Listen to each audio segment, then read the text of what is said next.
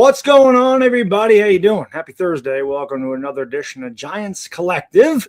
As always, we got the band back together. Got Adriana down there, Anthony over there, and Chris down there. We appreciate you tuning in. Do us a favor, hit the thumbs up. It does help out the stream.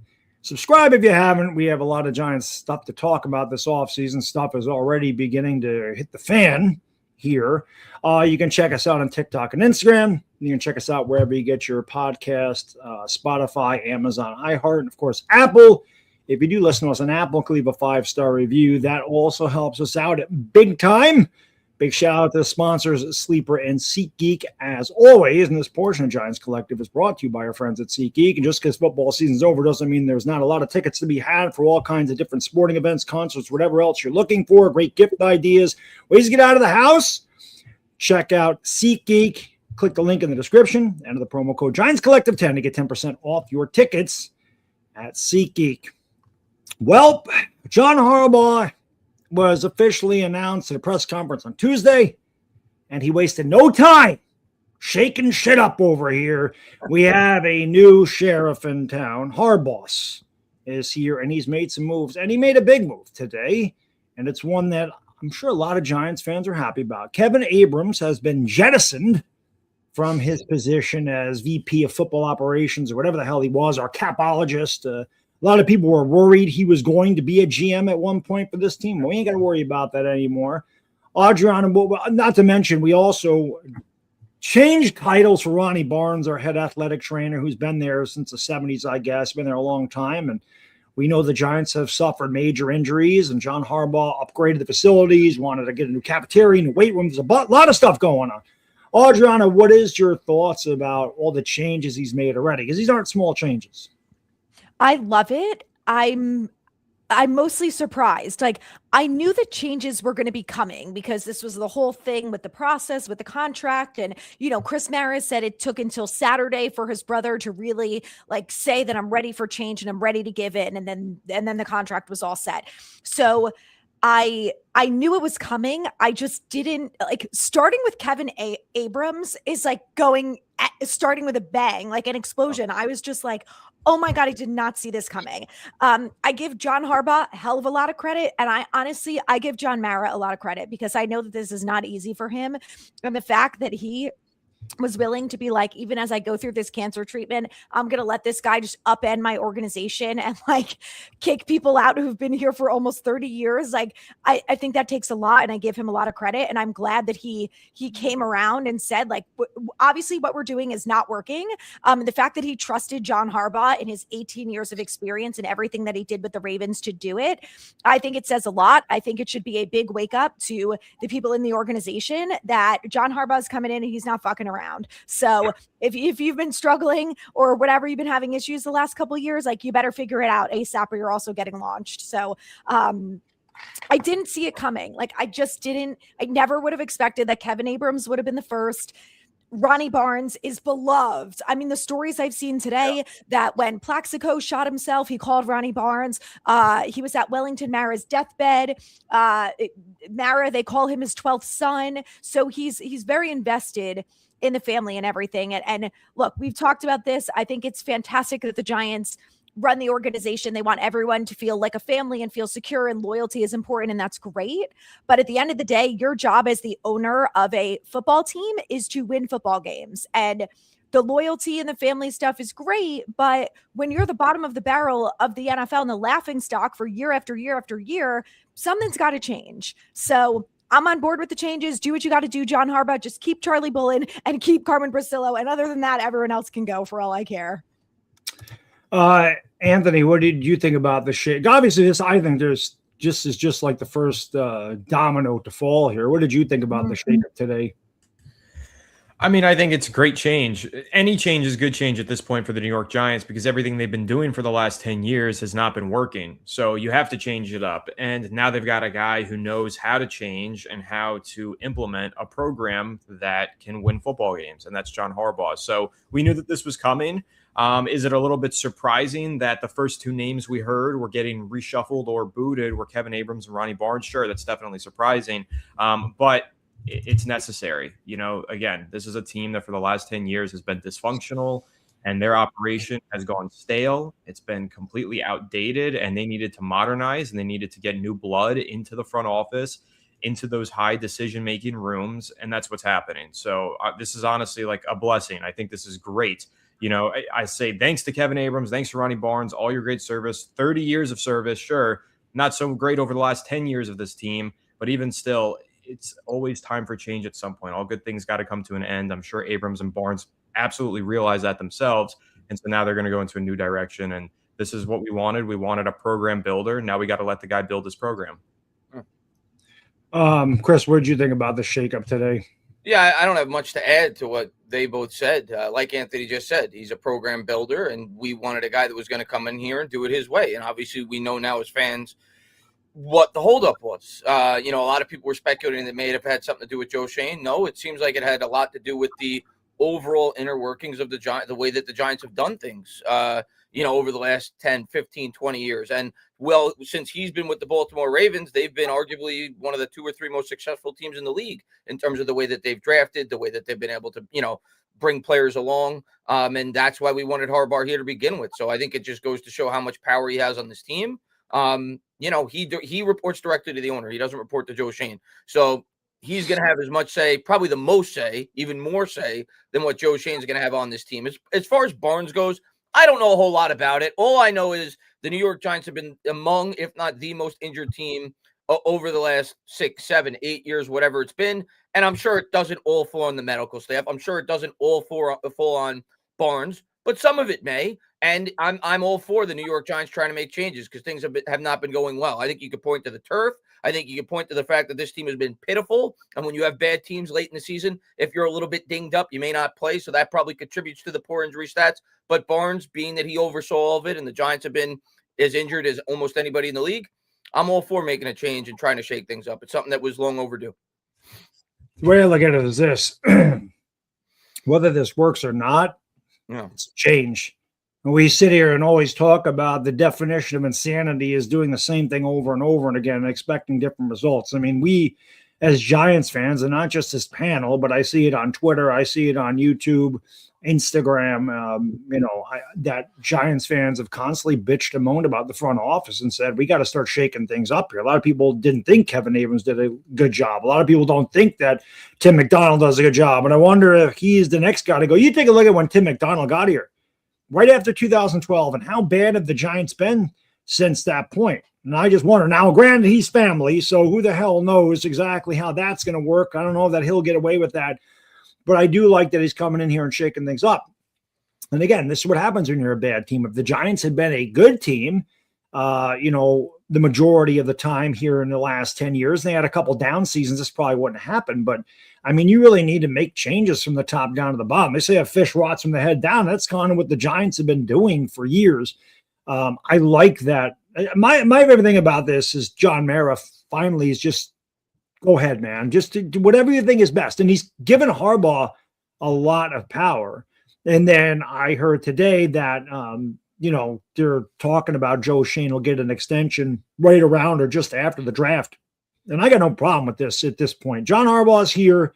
He's going to have a lot to say, maybe not as much as Joe Schoen, but maybe just as much as Joe Schoen. And I think this helps Joe Schoen a lot. I feel like Shane's done a better job the last 2 years. I feel like a guy like Harbaugh can certainly help him out. And if they do work together and they can work together, that they could build a really good team. Like Anthony's mentioned a bunch of times, we need a program builder. Harbaugh is that guy, and he's building the program now. He's taking some pieces out, some older pieces that are rusted and they're falling apart, and you need some new parts to this engine. And finally, that's what we're doing. We're not just fixing the brakes. We're not just changing the tires here. They're actually going into the carburetor and the engine. They're changing shit from within to make this thing run better again. So I'm excited that they're giving him the autonomy to do this stuff with the New York Giants, that they trust his judgment enough to let him make these major moves. And again, I don't think this is it. I think that we're going to see some other big moves here going forward. And part of those may be some of the coaches that we have here. Anthony, what do you think about? I mean, I know we all want Carmen Brasillo to stay. Do you think that he will? And what do you think about Charlie Bullen? Yeah, I read that he is likely to stay because Jack Harbaugh sent a recommendation to John Harbaugh, which is obviously his father. And Jack Harbaugh is somebody that both of the Harbaugh brothers, Jim and John, lean on heavily. And I read that Jack Harbaugh recommended Carmen Brasillo because apparently he has some familiarity with him and thinks that he's a great coach and thinks that he should be on the Giants coaching staff moving forward. So I like Carmen Brasillo. I think he's done a great job. This Giants offensive line has certainly developed far better than I expected them to over the last couple of years. So I hope Brasillo's back. If he's not, again, I just trust John Harbaugh to make the right pick. If he decides to go in a new direction, I won't really lose sleep over it. Carmen Brasillo's done a great job, but I think that Harbaugh is going to hire a good coach regardless. So, and then for Charlie Bolin, I'm pretty indifferent on Charlie Bolin. I guess ideally I would like him to stay. Brian Burns and Abdul Carter sent recommendations to John Harbaugh is what I read. So they want him back. And if that's the case, then I guess I want him back too. But generally speaking, I'm not putting a ton of stock into the final 5 games of the season or whatever that he was the interim DC. Yeah, the team played better. They still ranked in the bottom third of the NFL in every defensive category. I mean, they got a couple of meaningless wins against the Raiders and the Cowboys without Dak Prescott. Like, I'm not putting a ton of stock into what that defense accomplished over the last month plus of the season. So I like Charlie Bolin, and I know he got a letter of recommendation from the Giants. Brasillo did as well. Like I said, Tim Cook, I think is his name, or is that the Apple guy? What's the name of the tight ends coach of this team? Oh God, I have no clue. I don't remember. Cook? Yeah, Cook sounds. I don't know. Cook's, He got a letter yeah. of recommendation too, though. So he also might be back on the staff. Those are the only 3 guys that I've seen so far that have a chance to be back on the staff. But just generally speaking, the gutting of the defensive staff is something that I'm very happy about. The DB's coach is gone. Honestly, I know a lot of people love Andre Patterson. I'm fine with making a change there. The interior defensive line has sucked the last couple of years. I've seen 0 development out of any of those players outside of Darius Alexander coming on late at the end of the season. And obviously Dexter Lawrence sure had that big breakout in 2022. Yeah, it's Tim Kelly. That's his name. Thank you, Melvin, in the chat. But it was the Apple guy, Tim Cook. My fault, guys. So, yeah, the interior defensive line has been really bad the last couple of years, so I'm not losing sleep about Andre Patterson being out either. Generally speaking, we wanted a clean house. We wanted a gutting. We knew that would never fully happen with Joe Shane staying and some of the family members staying in the front office. But in terms of the coaching staff, this is about as close to a clean house as you're going to get, and I'm pretty happy about it. Chris, what do you think about some of the guys staying from the previous regime? Yeah, I mean, when you bring in a new coach, we saw this with Joe Shane too. They kept, I think they kept the special teams coordinator, if I'm not mistaken. And maybe there was one other coach they kept. I can't recall off the top of my head. But generally speaking, for the most part, when you bring in a new head coach, they're going to gut the entire coaching staff outside of a select few. And as we've said for weeks, months, Carmen Brasillo had to be a guy that they identified as a guy they needed to keep. And it's been encouraging from at least what we've all read on Twitter. It seems like that the New York Giants, at least as of now, the vibe is that they're leaning that Brasillo is going to stay on with the team. Brasillo himself came out about a month ago and said that he wants to stay on with the New York Giants. It seems like, at least from what I'm hearing from the beat reporters, that the Giants want him to stay. So, yeah, that was the one guy that I thought they needed to keep above all else because the offensive line. There's not a more important position group than the offensive line when it comes to continuity. Having the same offensive line coach, having the same or the majority of the same group of guys come back, it's encouraging that they could build off of that. So Brasillo did wonders with this line this year. I think they ranked top 5 in pass blocking per PFF. Take that for what you will. So, yeah, I'm thrilled that he's back. Like Anthony said with Bolin, he's clearly a guy that's respected in that locker room. It seemed like the players were excited when he got the opportunity to be the defensive coordinator, but I'm not going to put a lot of stock into the last 2 or 3 games when you were playing a Raiders team that was trying to lose the game and the Cowboys without Dak Prescott for the second half. So if they identify him as a guy that could be a part of the staff, sure. If they moved on from him, I'm not going to lose sleep. The only guy that I think is a must keep is Brasillo. Adriana, what do you think? I think keeping him for the outside linebackers coach is a good idea because Abdul Carter spoke to the media after the season and was talking about how much he loved him and he wanted him to stay on as the defensive coordinator. And then we hear from Brian Burns as soon as they make that transition to Charlie Bolin that he loves him and respects him. And I feel like it's a really good opportunity for them to just keep him in the building if there's room for it. Again, not as the defensive coordinator, but I just think he's done a good job. And I think that with Abdul, who had a bit of a rocky year, if you will, I think the familiarity maybe of having someone like Bullen in the building, I don't know, could only benefit him and some of the other guys. But I like what I saw from Bullen. I think he knows how to put these guys in a position to succeed. He's helped them all do well. I mean, even Kayvon, before he got injured, was having a pretty good start to the season. So I feel like he's been a pretty good outside linebackers coach. And Brussillo's the guy. I mean, the only way that I would have been okay if they fired him is if they were going to bring in Bill Callahan, because there was some speculation that if the Giants got Harbaugh, they were going to get him. But it sounds like he's going to the Falcons. So with him out of the picture, you got to keep Carmen Brussillo. And I love him. The guys love him. There's been nothing but glowing reviews from everyone about Carmen Brussillo too. And the fact that John Harbaugh's dad watched all the tape and was like, you need to keep that guy. He knows what he's doing. Like, you know, how do you say no to that?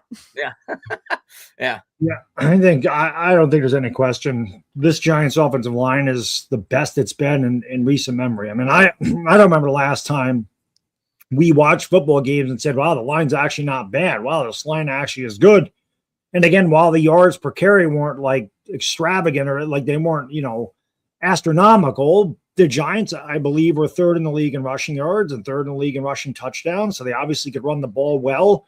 You got a rookie quarterback. You want that offensive line to be really good and coached really well. And yeah, you can take PFF with a grain of salt. Just watch the games. I mean, this line was much better. And, Jack Starr didn't have anybody to throw to. And when he did get guys that were open, a lot of times they dropped the passes. So I don't know how you can let go of Carmen Brussillo because, again, it's not like they went out and drafted a bunch of guys. And this is pretty much the same line that they had last year outside of Marcus Bowe. I mean, this is pretty much the same thing. And they went from, they're about a top 10 line this year, which is incredible. We always just said, can they just be average? Well, they were above average. And with him being back in the building and a lot of these guys coming back, you figure with him there, they're only going to get better. And maybe they sign a couple of guys, they draft a couple, whatever the hell they do, they're going to still build. And that Harbaugh is all about the offensive line. I think it's a no-brainer to keep Carmen Brussillo. As far as Charlie Bullen goes, it's tough to know. The Giants were out of this thing when he took over. And again, the Raiders are trying to lose. I think that was pretty obvious. They wanted the number one pick. I mean, they didn't try whatsoever. And yeah, Dallas had Dak half the game. They weren't really trying either. They didn't care. They were mailing it in, and then he didn't play in the second half. So it is hard to get a gauge on what Charlie Bullen actually did with this defense. It couldn't look worse than what Shane Bowen had. So you got to take that with a grain of salt. Just because it looked better doesn't mean it was any good. I mean, any of us could coach the Giants and be better than Shane Bowen did. So the other thing with Bullen, at least from what I've read, he's at least gotten interviews to be a defensive coordinator candidate with a number of teams. And you figure with all the head coaching turnover, I think there's 10 teams that are changing head coaches this offseason. There's at least an outside chance he could become a defensive coordinator, which, of course, the Giants aren't going to elevate him to with this team. So, he may get a promotion somewhere else. But like Adriana said, if he is able to come back here as an outside linebacker coach, of course, the players liked him for continuity reasons. I see no reason, why I'd be upset if they brought him back. But at the same time, I'm not going to lose sleep if they don't. Like if John Harbaugh prefers his guy to be the outside linebacker coach, I'm going to be completely fine with that as well. Yeah, I agree with what Anthony said. I'm going to trust John Harbaugh's judgment. So if he brings him back, he must think very highly of him and think he's going to do a good job. So I'm not going to lose sleep over if they bring him back or not. I would like Jim Leonard. And I can tell you this, I know Anthony likes Anthony Weaver. And I saw something on Instagram where Anthony Weaver was talking about something about like attack with violence on defense. And I was just watching him say this shit. I'm like, yeah. That guy's the guy we need, a guy that just says, kill him out there. Plus, Anthony Weaver looks like he could play, defensive end. That's a big guy. So I just like that mentality. I like that mentality of hit the guy hard, knock the shit out of the guy. That's what you're supposed to do. So but it'll be interesting. I don't think Bullen's going to get the job, but I didn't think they were going to fire Kevin Abrams that quickly either. So you never know. Which is going to bring me to my next point, even though it's not a topic here. And I kind of put this on Twitter today. And we've discussed trading Kayvon Thibodeau. Mm-hmm. I mentioned this on Twitter in passing because, listen, nothing's out of the realm of possibility in my estimation. Dexter Lawrence is an intriguing name here. People are like, no, don't trade Dex, and they get mad at me. I'm like, I didn't say I wanted to trade Dex. What I'm saying is John Harbaugh could easily go, this guy's a free agent in 2028, and we save almost $14 million. They save almost $15 million by trading Kayvon Thibodeau. You cut James Hudson, that's a no-brainer. That's $5 million. You cut Graham Gano, that's $4.5 million. Anthony. Something just happened there. He'll pop back. He said his building lost power. He'll be right back. Oh, gotcha. We'll do this for now. When he comes back, we're good. I was wondering why the phone was going off. But Dexter Lawrence, again, a free agent in 2028. Are you going to extend him past there? You're saving a lot of money. Like I said, you cut Hudson, you cut Gano, you cut Robertson Harris. That's $3.3 million. You could cut Devin Singletary. That's $5 million. The Giants legitimately could get extra draft capital and save about $50 million in cap space this year. Is it possible? I think Kayvon Thibodeau is going to get traded. But is it possible? Could you ever see them making a move? If this guy's willing to shake up the front office, is it possible that he goes out there and says, you give us a first round and a third round pick for Dexter Lawrence, similar to what we got for Odell Beckham, they could move him? Or you think there's no way you move that guy? He's ensconced. He has to be a Giant for life. Yeah, I'll start. I'm not going to say there's no way. At the end of the day, it's a new head coach, and at least I think he's at least 50% of the GM. I think he has a lot of say in terms of the personnel decisions with this team. So if John Harbaugh identifies him as a guy that he does not view as a guy that he wants to build with long term, whether it be due to the fact that he regressed last year and he doesn't think he was the same player when the New York Giants initially extended him, I'm not going to completely rule it out. But do I think the New York Giants would look to trade him? No, I don't think that Dex is done. I think he was recovering from an injury last year. And the vibe that I got from John Harbaugh's press conference, and I think most of us are going to agree with this, he's not looking to build long-term, at least in my opinion. Now, of course, you always want to build long-term and try to win, but he is trying to make this a winning football team day one. I think he's trying to win the division next year if he could, go to a Super Bowl if he could. I'm not saying those are realistic expectations, but I don't think I think if he views Dexter Lawrence as a guy that's going to be able to help this team win football games next year, being that he's under contract, you look at his contract, a lot of people say, yeah, you can save a lot of cap. But if Dex reverts back to his form from 2 years ago, that contract's a bargain for what high-end interior defensive linemen get in today's NFL. So ultimately, I don't want them to trade him, and I don't think they will. But I'm not going to rule anything out because John Harbaugh's new here. He's gonna evaluate the roster and identify what he wants to do. And if he doesn't feel Dex fits the program and he'd rather allocate that money somewhere else and get draft capital, I won't completely rule it out, but I'd be pretty surprised if they traded him. Kayvon, like you said, I'm not saying it's a lock, but it's much more likely that they would trade him. Adriana, could you see them like restructuring Dexter Lawrence to save some cap space since they got a lot next year? Yeah, but I feel like I heard something that he was not happy with the money that he's making. So I think if they do that, there's going to be some sort of conversation about him wanting more money. And I think if you're the Giants, you have to be willing to pay it. But with a new coach, I think anything's on the table. I mean, they just fired Kevin Abrams. Like, I think we got to feel like almost anyone on this team, maybe outside of Jackson Dart, like I kind of feel like anything could happen. And I'm like, exaggerating a little bit, like they're not gonna trade Brian Burns or something, but I'm just like, I don't know, I wouldn't rule anything out. And I think that if he watched all the tape from Dexter Lawrence last year, I think if he saw someone who didn't come into training camp or didn't start the season ready to go and in the right shape and healthy and not looking like himself literally all year, I mean, look, I don't think a lot of those players like Shane Bowen, but Brian Burns got paid an assload of money and had every opportunity to be like, this season's a wash. I can be lazy. I can fake an injury. I can call it a day, whatever, and never did that. And, I'm not saying that I don't think Dexter did that. But I just think you see someone like Brian Burns and then you see someone like Dexter Lawrence who, again, was not in the right shape for camp in the season and whatever.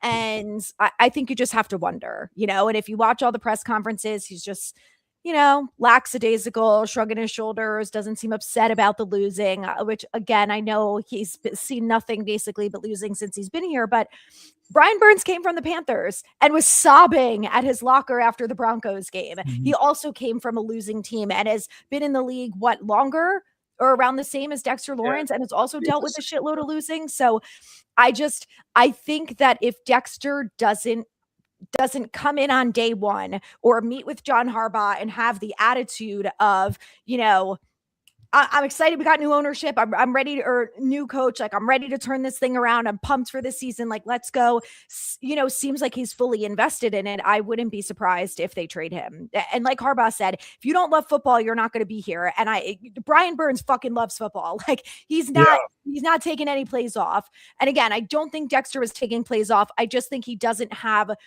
he didn't last season. And again, a new season with a new head coach, he might have that fire burning back inside of him to go out there and maul people. And maybe that's just what it is. It was just a down year and it affected him, more than anything. Yeah, I think it's a long shot that they trade him. But when I hear John Harbaugh say, if you don't love football, you don't need to be here. And then the first thing I thought about was Thibodeau, because I don't know that he has you've mentioned Brian Burns. He don't seem like he has the fire like Brian Burns.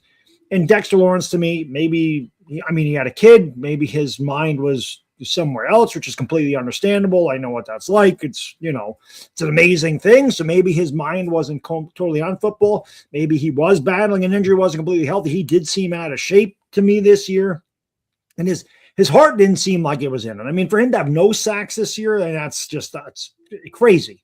This guy's a two-time second-team All-Pro. He had like 9.5 sacks in 12 games last year. He just, he's been an absolute beast. For a few years, he was one of the best, if not the best, defensive tackle in football, and he completely fell off. So when John Harbaugh makes the move to fire Kevin Abrams, which, again, has been here since 1999, and you thought he was untouchable, like Chris mentioned, I don't think there's any outside of Jackson Dart and like Malik, like outside of your rookies, Scatteraboo, and I don't think anybody's untouchable. Abdul Carter, right? Obviously Brian Burns. I don't think he's going anywhere, but I don't think anybody is untouchable. So I just thought Joe Shane was shaking in his boots during that press conference. Right. When I see all this stuff happen, I'm like, no wonder Joe Shane was so damn nervous. I agree. Yeah, well, obviously I agree. I said it, and you agree with what I said. So I don't think anybody's untouchable.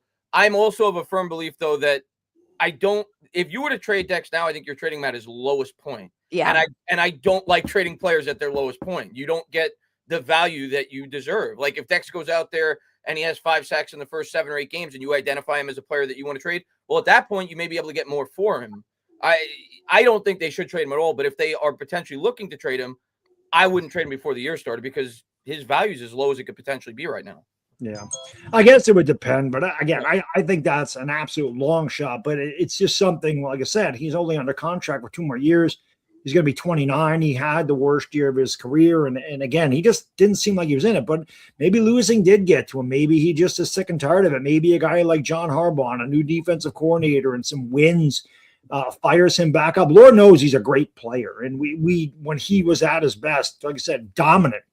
And you would have thought with Burns and Thibodeau and Carter that he would have had a monster year. And for him to get no sacks with that around him, when Brian Burns had whatever was 16.5 or whatever he ended up having, it's just crazy to think that he could have such a poor season. So again, I'm not an advocate of trading him. I don't want to trade Dexter Lawrence, but with John Harbaugh in here, man, I really truly think, and I can't read John Harbaugh's mind, but I really truly, and maybe this is me making an excuse for Dexter. I think he wasn't himself last year because he was still recovering from the injury. I'm willing to give him the benefit of the doubt because I think he is a tremendous player and I think he will bounce back next year. I really do.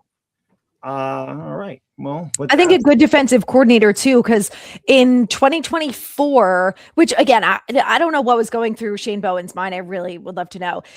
Dexter Lawrence had like 70 or 80% of his snaps at the nose tackle position, and he was the only nose tackle in NFL history or something to get 9.5 sacks, or at least in the most recent years. Like what he did was unheard of.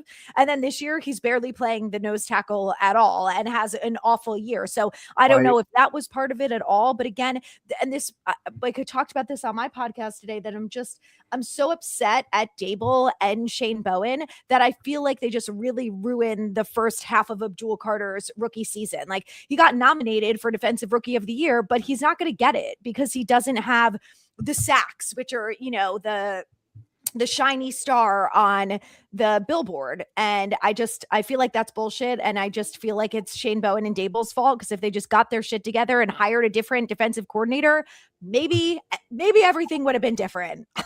Yeah. Right. For Dexter too. With that said, that brings us to the end of the first portion, Giants Collective. Big shout out to SeatGeek for sponsoring that portion. Again, use the promo code Giants Collective 10 to get 10% off your tickets at SeatGeek. And the Q&A portion is brought to you by our friends at Sleeper. Check out Sleeper, guys and girls. It's the fastest growing app out there. Over 11 million people use the Sleeper app, daily fantasy contest, college football, college basketball, NBA, and a lot more. Let's hear from them. 30 seconds back after this. Sleeper is the #1 fantasy sports app. It pays to know sports. Pick more or less on top players. Your first pick is on us, so start winning now. Play in Texas, Georgia, Minnesota, and 27 more states. Pick anytime across all sports, pregame or live. Over 10 million players are already on Sleeper. Make your picks count. Score up to 1,000 times your cash. Join today. Get up to $100 credit using the code HMA. Call your shot on Sleeper. Download now. Just an update. Anthony lost power, and he said he's not going to get it back to 10 o'clock. So we're going to run a cover 3 for the rest of the show. So, Damn, the storm didn't even start yet. What's that? So the storm didn't even start yet. Well, he's in Florida. He ain't going to worry about our storm. He might have a monsoon in Florida. I mean. Yeah, who the hell knows? Yeah, it might hit them. Dude, I'm supposed to go to the Senior Bowl on Monday. I had to change my flight because all of the weather is saying that from Texas all the way east is supposed to get rain, like inches of rain, potential ice. I'm like, Alabama is not equipped to deal with 2 inches of rain. Like the field's going to be a mess. I'm like, what? They might get ice down there. I mean, ice in like Tennessee and that portion of the country, North Carolina, they're not equipped. Yeah. We're supposed to get like 6 inches of snow up here. We sweep that out of our it? Well, upstate New York's only supposed to get like 4 to 8. So that's nothing. Up here, you guys in the south are actually supposed to get a little bit more than us.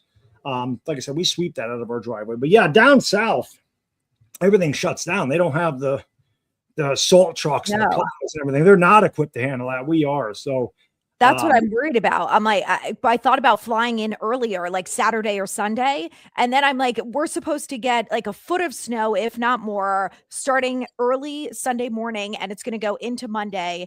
And then down there, I'm like, I can't fly down there. I was going to fly to New Orleans and drive. And I'm like, I can't do that if they're in the middle of a rain, like ice storm. Like I can drive there. I'm going to trust driving around people in Alabama. Right. Yeah. They don't know what the hell they're doing. They get an inch though. That's like 3 feet here. Yeah. Exactly. They don't know how to. Speaking of the Senior Bowl, I saw that the guy, why does the name escape me? The edge rusher from Miami, who was incredible. Yeah. He's going to be at it. Yeah, he was incredible in the playoff games. He was great. Yes. Yeah. And Francis Mauigoa, the tackle from Miami, just declared for the draft. So I'm waiting any minute to see that notification that he's going to go to the Senior Bowl too. I'm hoping. If I was doing a draft today, he's who I want the Giants to draft. I think Arizona might take him. They might. Yeah, they might. Yeah. I think Arvell Reese is going. Championship game too. Tennessee might take him as well. Yeah. They pick before us, right? Who's the picking fourth? Is it Tennessee or is it Tennessee? Definitely. Jets have 2. Yeah, I think it's Arizona, Tennessee. Okay. Or vice versa. I can see Tennessee taking them because Cam Ward. Cam Ward. So it'll be interesting. The mock drafts right now, the Giants drafting Cardinal Tate, but let's mock drafts. We'll see. Everybody will have mock draft 11.6. By the time we get to April, there's nothing to talk about by the time you get after the Super Bowl because John Harbaugh is going to make all these changes at that point. Again, if you guys are enjoying the show, if you could hit the thumbs up and subscribe, that'd be great. We came in tonight, we're 4 likes away from 200. Came in tonight at 6,970, so we're very close to 7,000 subscribers, which we appreciate very much. Jason, thank you. He says, Coach Brasillo is a known commodity quality coach. He needs to stay. Offensive line is functional. Best I've seen our line play in 15 years. Keep him. I don't think you're going to get one Giants fan that's going to disagree with you on that point. There's few things that we all collectively agree on. One of them is John Harbaugh. The other is Carmen Brasillo. So, yeah. I just under contract. So, like, why would you fire him anyway? It's not like you have to work out a whole new deal with him and pay him a lot more money because he did a good job this year. Yeah, I don't see any way they let him go. It just makes all sense in the world to keep him. If anybody did a really good job this year, any of our coaches actually exceeded expectations, it was him. Yeah. Everybody else was, underexpected or underwhelmed at their job. He did a fantastic job, so I definitely want to keep him. I think he's been amazing. But again, we were talking about trading people and saving money. I mean, you're looking at Wan'Dale Robinson's a free agent. You're looking at Cordell Flott's a free agent. You're looking at Jermaine Illuminor's a free agent. Of course, we know that Baltimore drafted Jermaine Illuminor. You also, again, we talk about Tyler Linderbaum. I don't know that I want to pay that guy $20 million a year when John Michael Schmitz is only getting $5 million or whatever he is. And if it's not that much of an upgrade, I wouldn't do it. But whatever Harbaugh decides to do here, going to trust his judgment, but I don't think he's getting rid of Basillo. I'd be shocked if they move on from him. Jason, thank you again, buddy. He says it's Shane and the players like Bullen. I think Harbaugh should at least interview. Oh, I'm sure they're interviewing all the guys that are there. First big decision Harbaugh must consider, of course, Leonard would be nice too. I'm dying for Leonard. He is my number one choice for defensive coordinator. If they do that, I don't care what else they do. That would make me so happy. Yeah, I think most Giant fans agree with you on that. I think he seems to be the favorite by most Giant fans right now is Leonard for DC. And I think we all know more than likely Monken's going to be the offensive coordinator. That's what it seems like. The other thing is, Jim Leonard, there was a lot of talk about him going to Dallas, and Dallas hired a defensive coordinator today. Mm-hmm. So there's a team that's like out of the mix. So I think there's a very good possibility that Leonard is their DC. Of course, he played for John Harbaugh. So I could definitely see that. And if I'm Leonard or any defensive coordinator candidate, I would look at the Giants as a very enticing job for a defensive coordinator because you really have nowhere to go but up. Like, even if the Giants are an average defense next year, you look great. You look brilliant. And I view it as I think it's a very similar opportunity to the defensive coordinator position that Dan Quinn took when he went to the Cowboys. If you remember when Dan Quinn took that job, the Cowboys the prior year were like the worst defense in the entire league.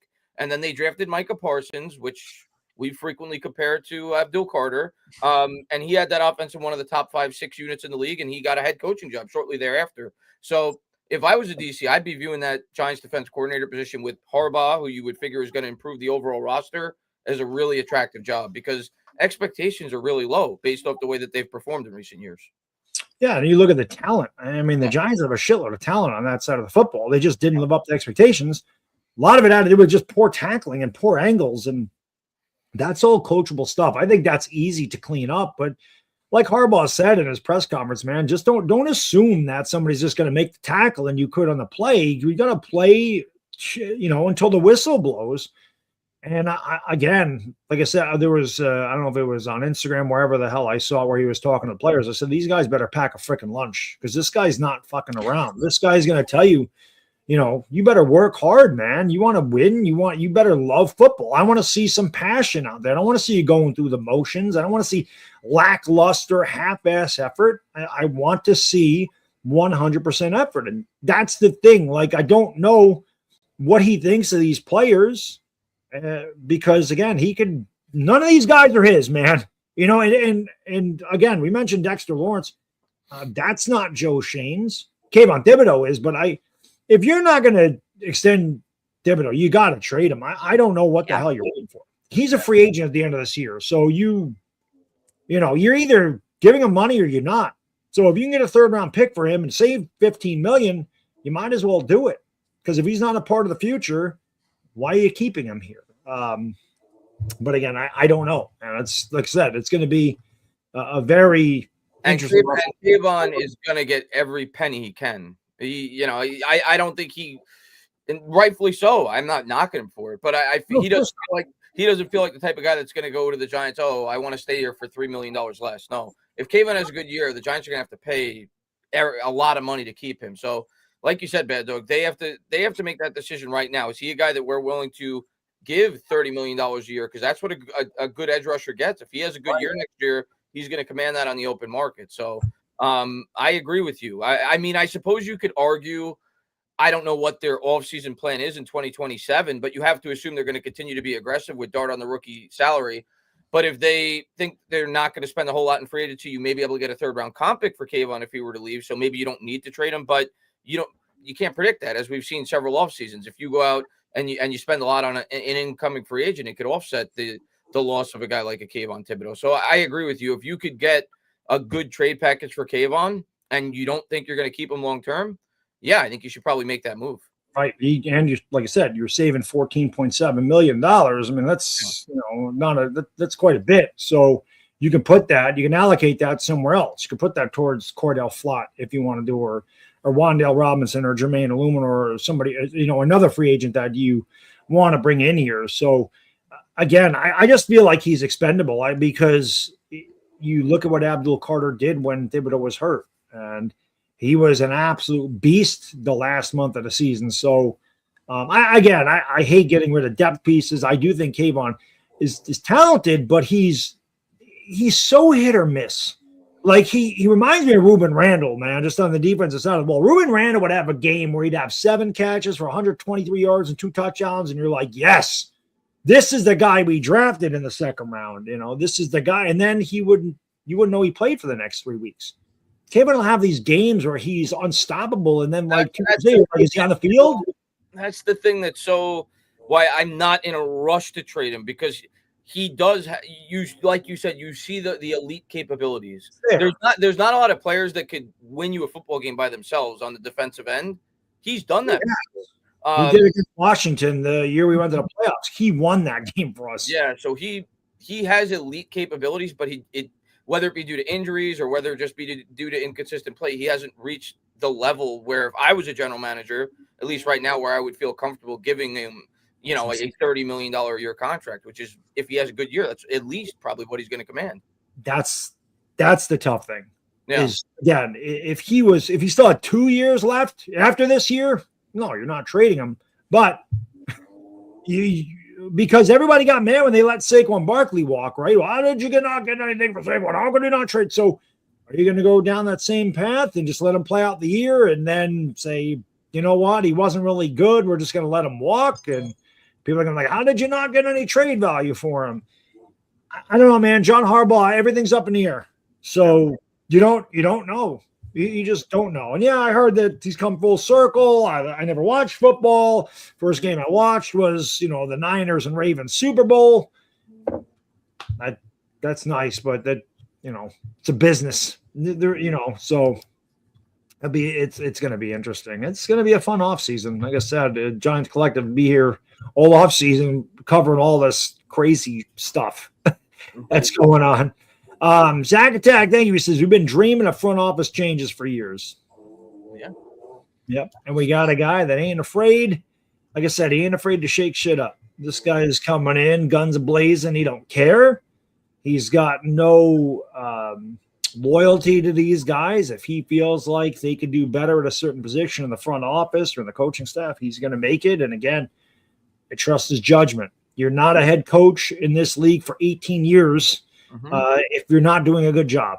So, and you were getting Harbaugh, as we've discussed before, unless you were willing to give him some control and some power. Like a coach with the accolades that he has, in demand as he is going to require you to give something. And I think Adriana said it, credit John, or maybe it was Anthony, I don't remember, but credit John Mara for that, right? I think as fans, we bash John Mara a lot, rightfully so in some instances, but credit John Mara for that. I thought that John Mara took a step when he hired Joe Shane and Brian Dable. It wasn't a guy that had connections to the Giants. It felt like he was more hands-off than he had been in the past, but there still was that feeling, especially when we got to see the behind-the-scenes stuff with Hard Knocks, that he was still more influential than we would like him to be as an owner.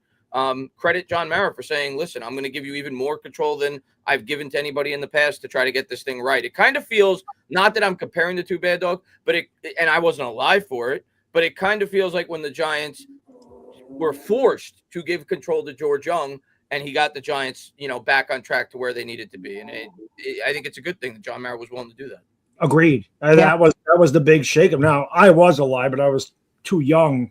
I was only 4 when they did that in 1979. But yeah, it's a good point, Chris. It's very similar to that, where people are like, well, the NFL is not going to step in and save the Giants this time. The Giants might have saved themselves by getting a guy that does have control.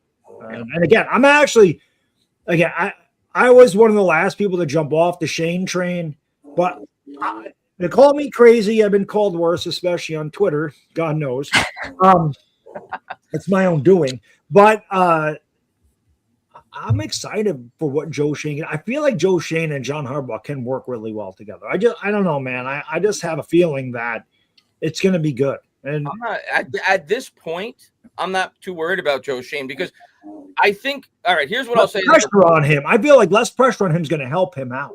Here's what I'll say the pros for Joe Shane are.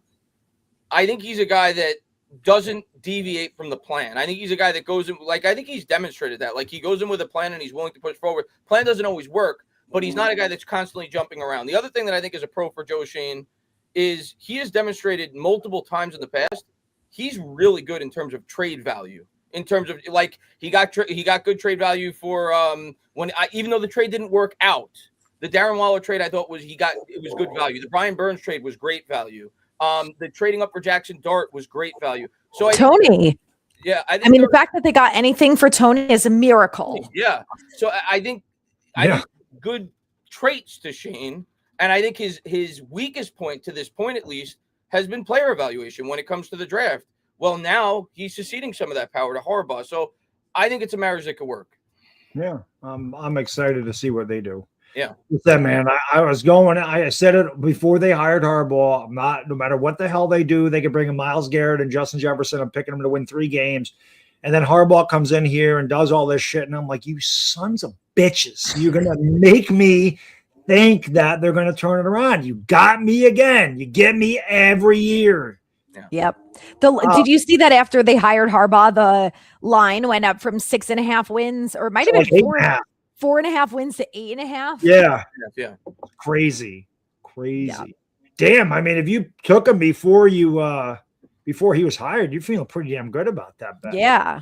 Damn. So it was 4.5 for the next year before Harbaugh was hired. I'm pretty sure it was at 4.5 Yeah.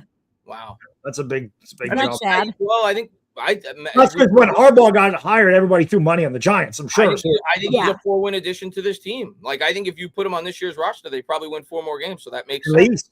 At least we fucking blew 4 games. You had no business blowing. I mean, if we have any other defensive coordinator, we win probably half at least of the games that we blew. Yeah. I think we win all of them. I don't think we lose to the Bears. I don't think we lose to the Lions. I don't think we lose to Dallas that first Packers. game. Definitely don't lose to Denver. We're not giving them 33 points in the fourth quarter. Yeah. New Orleans, we ain't blowing that either. We're not losing to them. So, Ryan, yeah, I know. Well, it is now. You know, I've been saying for years that sometime you got to hit rock bottom before. I think we finally did hit rock bottom. I think finally that shit happened. So we've gone through not just a tough year, but a tough decade. And Chris and I have been working together for this will be our 9th year, and I've been saying since we started, just wait till they're good. You know how much fun it'll be, and we deserve them to be good. We've been through a lot of shit. This team is constantly made fun of with good reason. There have been speed bumps for people. They're the doormat of the NFC, and it's an embarrassing franchise. They've done embarrassing franchise recently, and done a lot of shitty things, and now they're doing some things that seem to be in the right direction. So we got to see it on the field. Yeah, and like Jart just said, cautious optimism. There's a reason. Well, I disagree with the statement that there's a reason he got fired, because there's always a reason why somebody gets fired, and every head coach that gets a job is going to be fired at some point. But yes, the smart approach would be to be cautiously optimistic. But what I will say is this is by far the most optimistic, like you said, Bad Dog, since I've been on YouTube talking about the Giants. By far the most optimistic I've been about this team, for the simple reason I believe in John Harbaugh a hell of a lot more than any of the head coaches we've had since Tom Coughlin. Completely agree. Yeah. Brian, thank you, buddy. Bad Dog, get Lord Brunson help. All the signs are there. No one wants to work with Hurts. No good coach wants to put their name in that passing game. So shameless plug. You guys, if you don't follow me on Twitter, you have to, because I'm telling you, nobody pisses that Eagle fan base off more than me. I get them in knots They get so mad. And all I do, I don't insult Jalen Hurts. I just speak the truth. And they hate it. And they get so mad. It's hilarious how mad. I'm sitting there going, you're really getting mad about a random guy on Twitter talking about a person who you'll never know, who doesn't give a shit if you live, die, or grow mushrooms in your crack. He don't care what you do. But they get so mad. So, of course, once in a while, I just got to throw one out there just to let them know that I'm still around, even though obviously there are lots going on here. And they're like, worry about the Giants. I can worry. The Giants suck. Yeah, that doesn't change what I said. It doesn't mean what I said is any less true. You gotta. I try to let LB know. I try to let all of them know.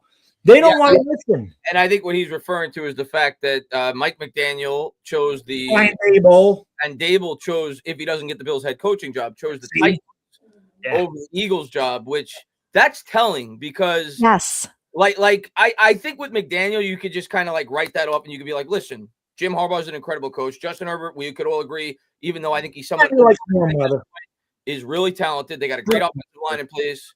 That's probably a more attractive job. But the fact that Dable would prefer the Titans job to the Eagles job, and I get that he might have liked Cam Ward, but you're talking about a guy that coached Jalen Hurts at the collegiate level. You're talking about a guy that worked with Saquon Barkley. He benched him. But you would think the Eagles would be the more attractive job. So that was surprising to me. That he knows. Yep. Yeah. He knows. Listen, man, we talked about this with Daniel Jones, right? The knock on Jalen Hurts right now, and LaShawn McCoy said this, is people blaming Kevin Patullo, but they kind of dumbed down the offense because he can't do anything extravagant. Brian Dable simplified the offense for Daniel Jones his rookie year. He played fine. Defense is adjusted. They tried to give him more on his plate, and he couldn't do it. Brian Dable threw the tablet. I was like, fuck this guy. What am I going to do?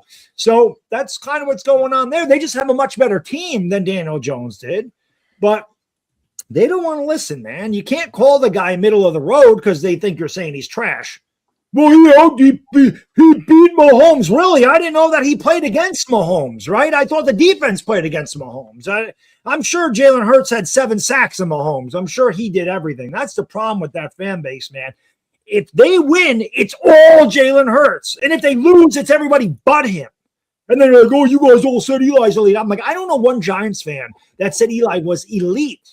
But people say he sucks. I did. In 2012, Eli was elite. Yes, 2011, he had an elite season. Yeah. I feel like he's a Hall of Fame quarterback, but was he ever a top 5 guy outside of 2011? Maybe 2014 and 15? But no. But I didn't give a shit. I don't care. But to say he sucks, no. Eli did not suck, obviously. No. Was he the best quarterback in the league? No. Did he make a lot of mistakes? Yes. Did he drive you crazy? Never seeing the linebacker underneath? Yes, he did.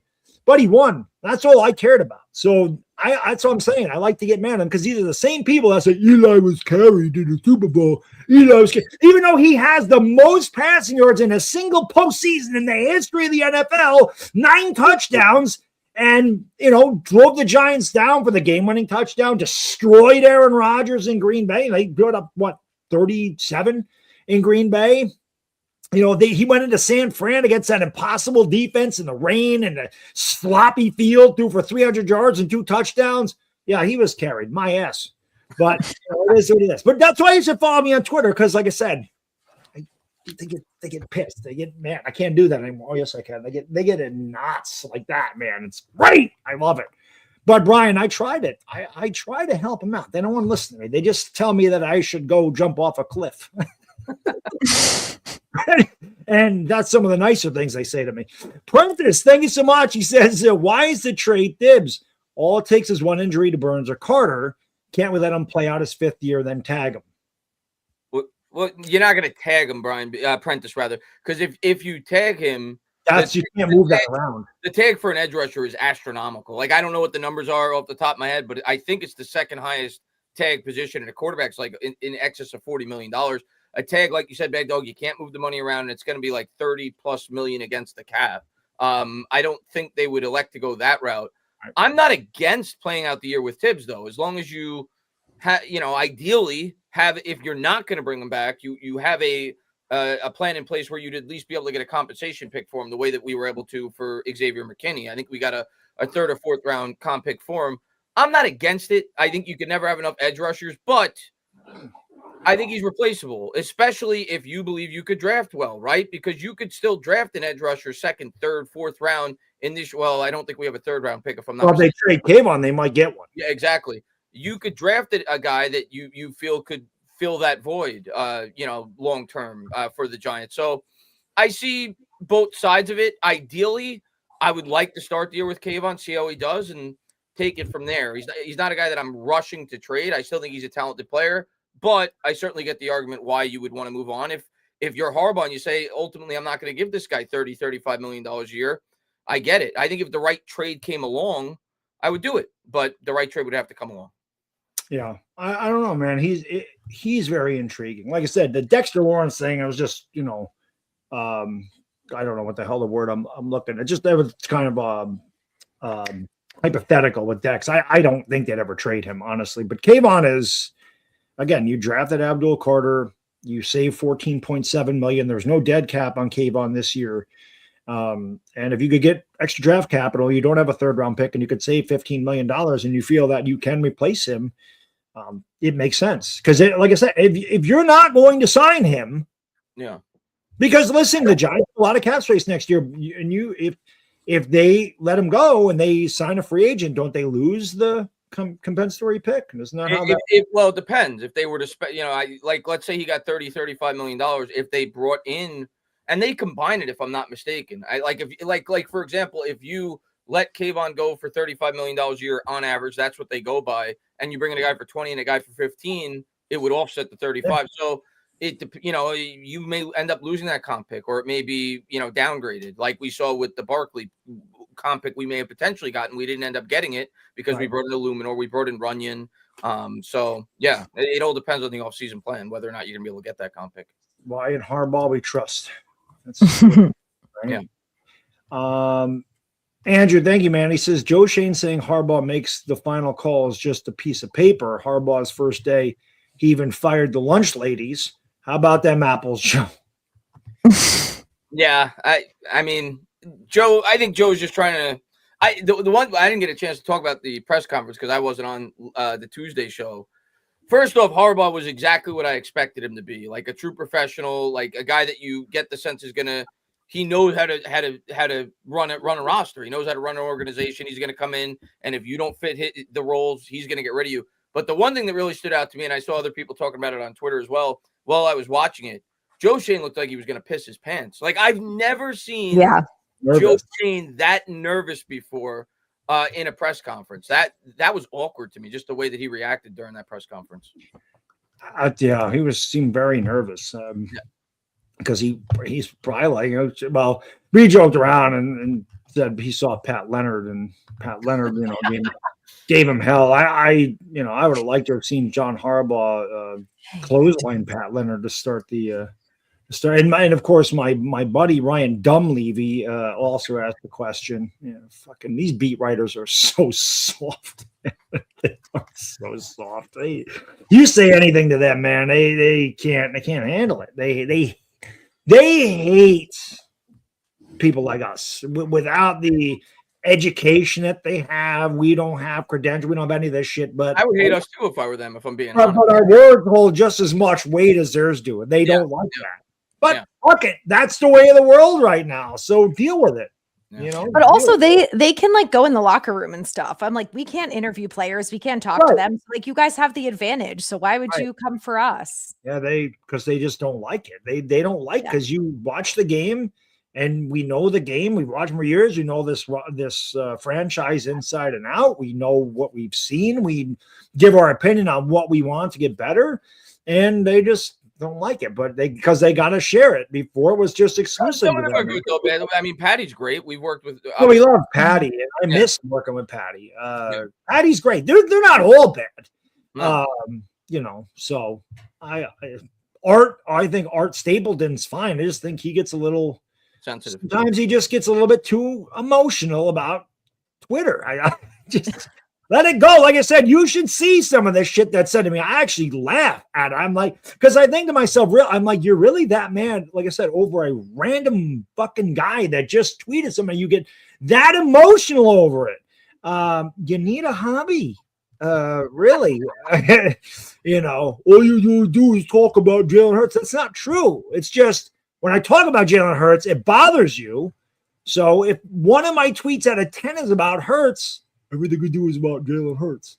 No, it's not. There are days, though, don't get me wrong, that I do just ding, ding, ding. Like after they lost the playoffs, of course. Well, that's the time to do it. That's the news right now. That's unfortunately our Super Bowl when the Eagles lose a playoff. Right, welcome. That's true. This is your Super Bowl. You're just a hater. Yep. What? Well, is this a surprise? You can't talk about the Eagles. You're a Giants fan. Oh, that's why I can talk about them. I didn't realize that just because you're a fan of a team, you're not allowed to talk about any other team. I didn't realize that was the rule. I didn't know there was rules on Twitter or YouTube or Instagram or Facebook or whatever social media you use. That's funny. You got the Twitter police and the fan police you got to deal with. Yeah, it's funny. Jacob, thank you. Ladies and gentlemen, love the show. Keep it up. Thank you, Jacob. Appreciate that. Good man, brother. Analysis. He says, Dart was interviewed today. What are your expectations under Harbaugh? Dart said winning. A whole lot of winning. Yeah, that's all. I mean, he's got correct expectations because I think the Giants are going to do a lot of winning with Harbaugh. So, well, and also I think those are fair expectations. Like I feel like we haven't always heard that every year from Dable and Shane. Their goal has not always been from the get-go, like it's to win games and go to the playoffs. And obviously the goal is to win every single week. But John Harbaugh was like, I expect to win games and to go to the playoffs. And that's it. There is nothing that is going to stop us or preventing that. There's no excuses. If someone gets injured, we're not going to blame it on the injuries. Like he's picking his own staff. He's going to have a whole draft and off season here. Like, I don't want to hear that. And I said that today to fans. I was like, we are going 8-1 or better, or this season is a failure under John Harbaugh. And I don't care. I don't want to hear that, oh, well, we're only going to win 5 games. That's unacceptable. I am rioting outside of MetLife if they fucking win 5 games. You just paid a coach $100 million and gave him the option to blow up your entire organization.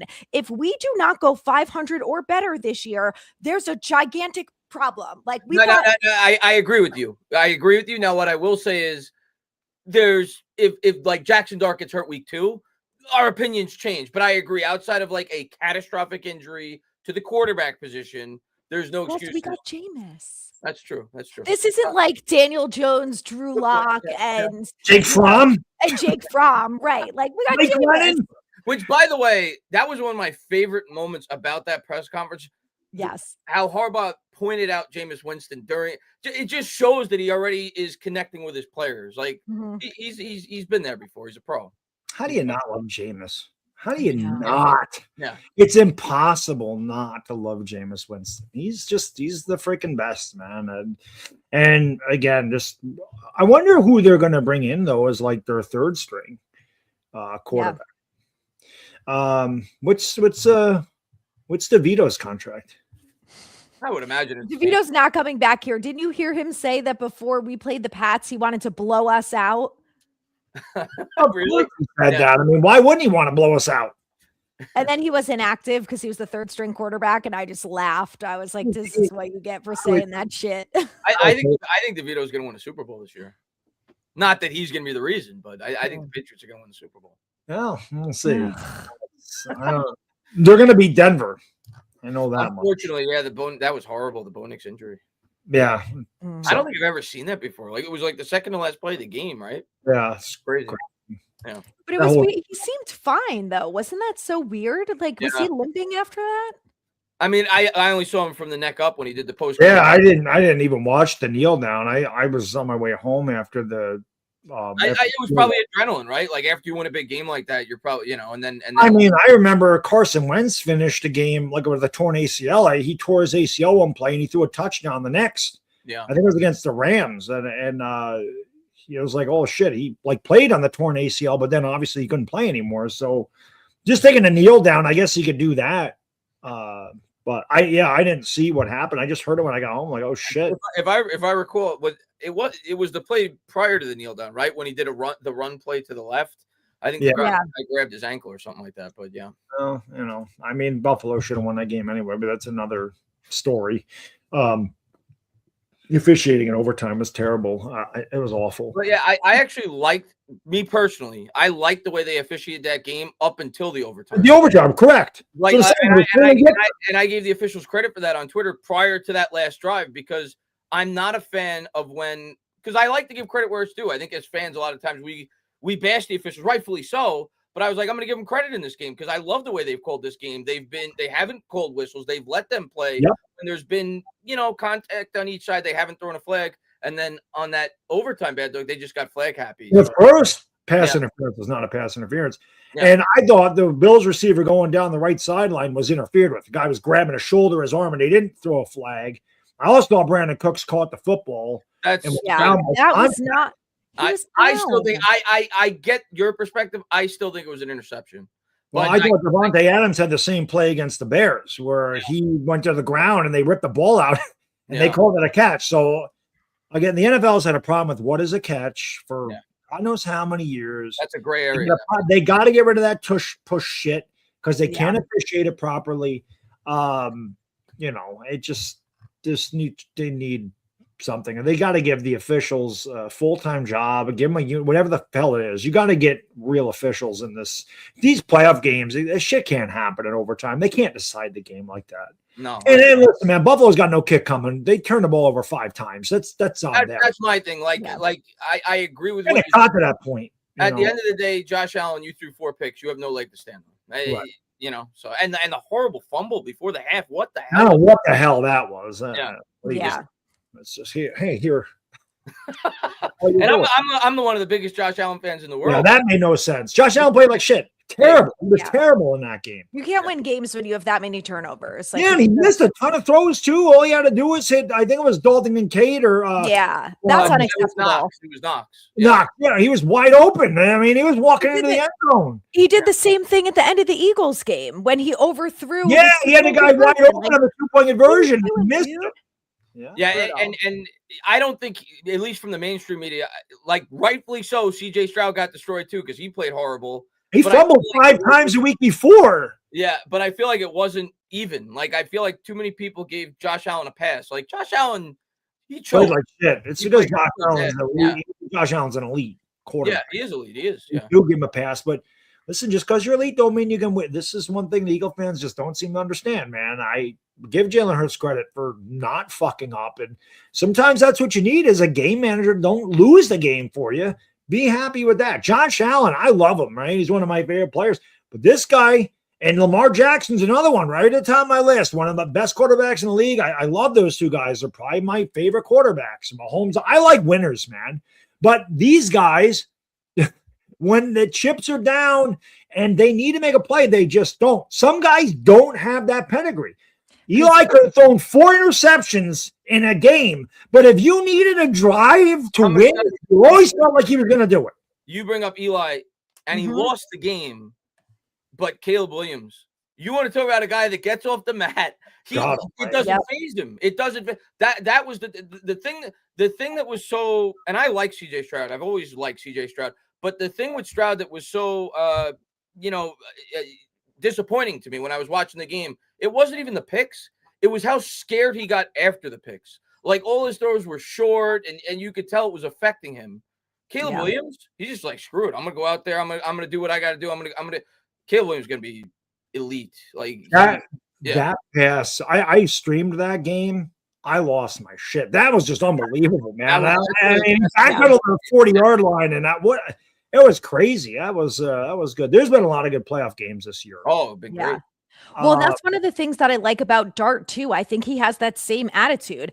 When he makes a bad throw, he doesn't do it on the next play. He shakes it off and gets right back into it. And I think that's such an important quality for a quarterback to have. Also, I see that Bookend Tackles also married a Patriots fan, so I'm glad I'm not the only one who did that.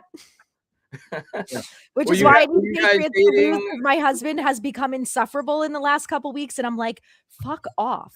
You didn't give a shit about the Patriots last year. Don't want to hear it. He's got to be excited though, because he just stepped right into the next 15 years of greatness with Drake May. It's such bullshit. He's a we got it. We're coming back.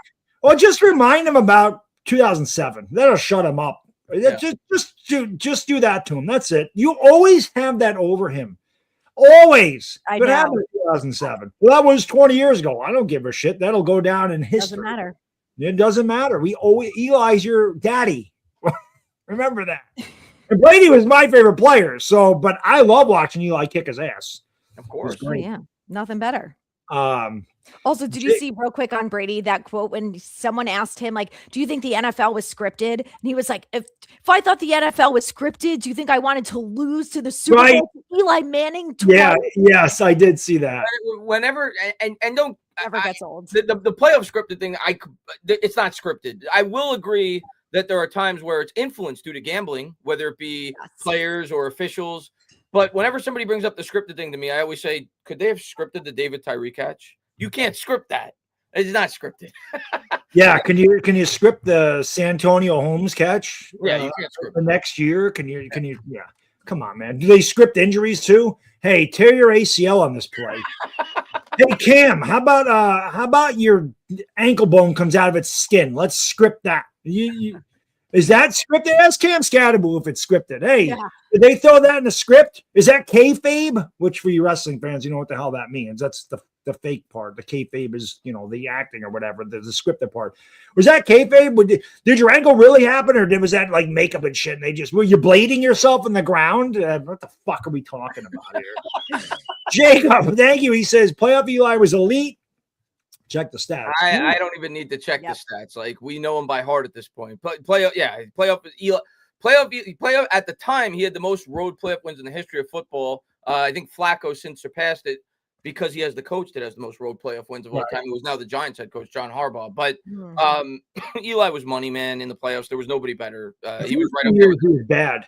2005, he was fucking awful. He was young. It was his first exposure. Yeah, I know, but I'm saying I remember that game. He was terrible. I mean, awful. I really think that game had a lot to do with the fact that Fox obviously had ties to the Giants. They killed him. Yeah, we were at a disadvantage.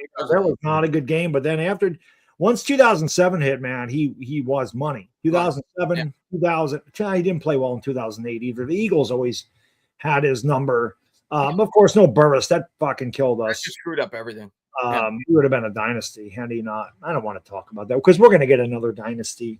And that's the way it's going to be. Jackson Dart's going to be the guy. Harbaugh is going to be the guy. We're on our way. We're coming. And speaking of Twitter, again, I said this last week. If the Giants ever win a Super Bowl, Eagles Twitter might as well just shut down.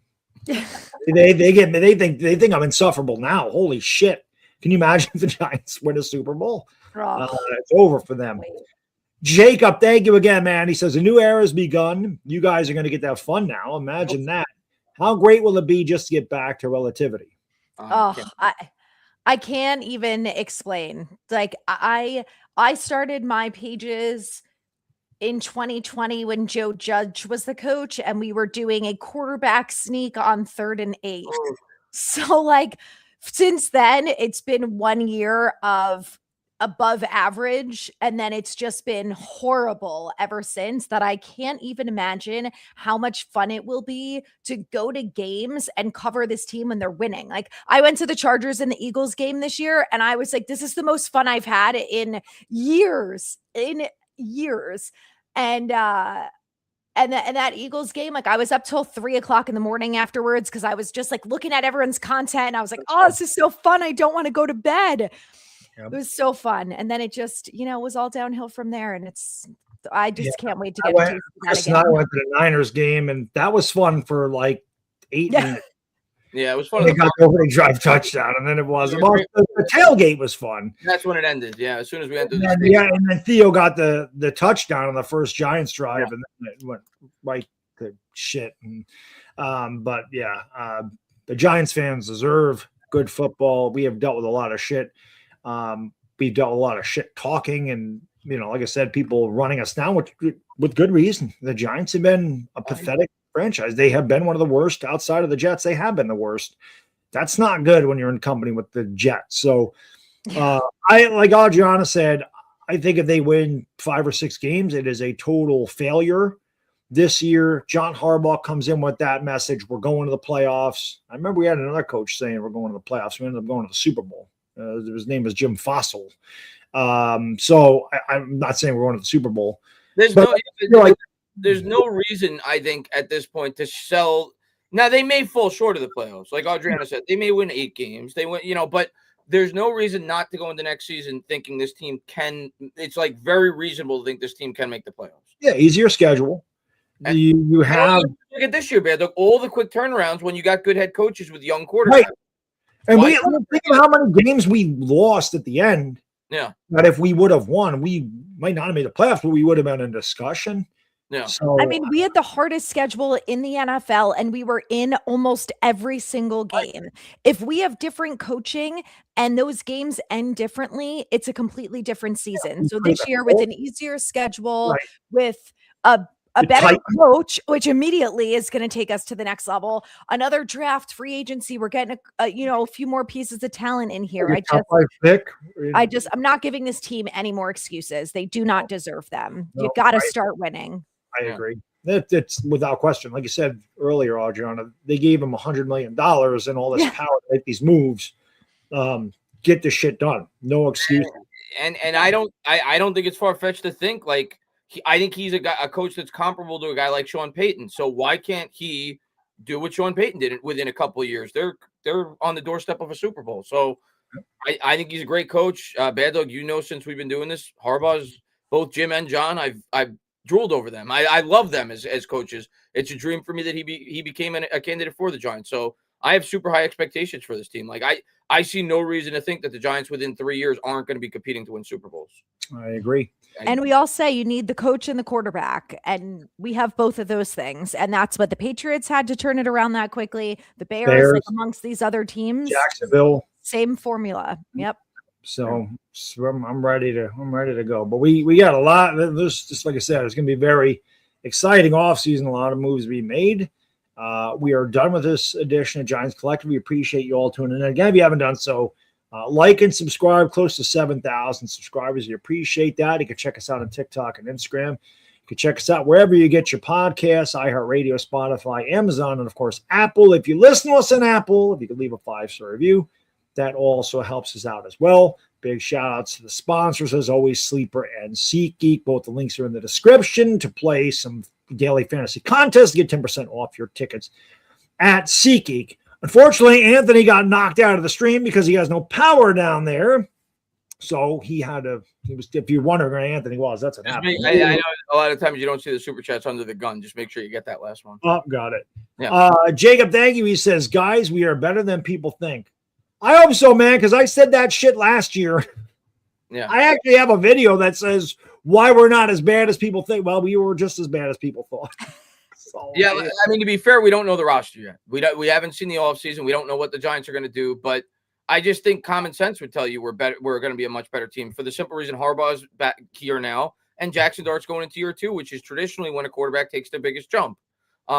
So, and you have to figure, like I said earlier in the stream, Harbaugh basically came out and said that we're trying to compete to win day one. He didn't come here with like the message, like if you remember what Aaron Glenn said when he took the Jets job, he said, "Oh, this is a ship. It's going to take a while to turn this." He was portraying he was giving the message is going to take a few years. Harbaugh's saying, "No, we're going to I took this job because I believe we could win day one." Right. So I don't think it's crazy to have high expectations for this team next year. I'm not telling you to think we're going to win a Super Bowl, but I think we're going to be right in the thick of this division. I really do. Dable did it year 1 with a lesser squad, right? So there's no reason to think that we can't do it. But again, we appreciate you watching. And by Tuesday, when we do this again, there's probably going to be some more moves. So maybe we'll know our coordinators by then, and maybe there'll be some more firings, but you never know. But we'll be here all off season for you guys and gals, and hopefully you'll be here too. So for Adriana on the far right, Chris in the middle, and Bad Dog over here, enjoy the rest of your day and weekend. We'll see you on Tuesday. We out. Peace. Hard boss, baby. Hard boss. Hard boss.